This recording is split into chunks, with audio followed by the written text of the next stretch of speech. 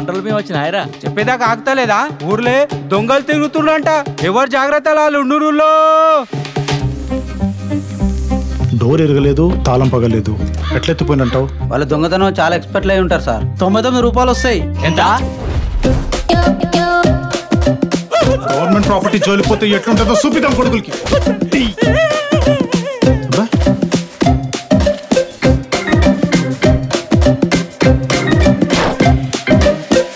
దొంగతనం చేసి దొంగకి అమ్మేరు. ఏం బద్మాషులరా మీరు. నా కర్మరా బాబు, మీ కేసు నాకు వచ్చింది. సార్ లవర్ బాయ్, పెద్ద లవ్ స్టోరీ ఉంది. చిన్నప్పుడు మా ఇంటి ముందు లత అనే అమ్మాయిని లవ్ చేసిన. ఇంత దిగజారిపోయినవి ఎందుకు? అంతా నీ వల్లనే. నేట్లా అయితే కారణం నువ్వే. ఆ విషయం నా భార్యకు తెలిసింది.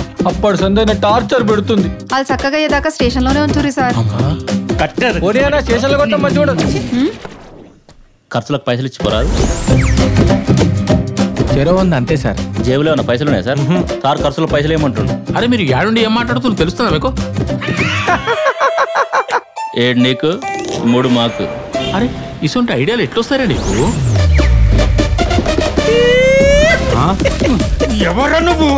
నా కొడుకు పెళ్లికి డ్రెస్ కుట్టు అని ఇస్తే ఆయన కొడుకు పురుడు కుట్టిస్తున్నావు.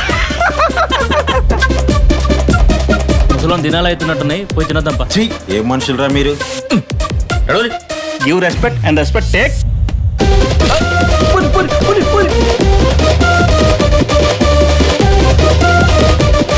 ఈ కష్టం నా వల్ల కాదు, నేను ఇంటికి పోతా.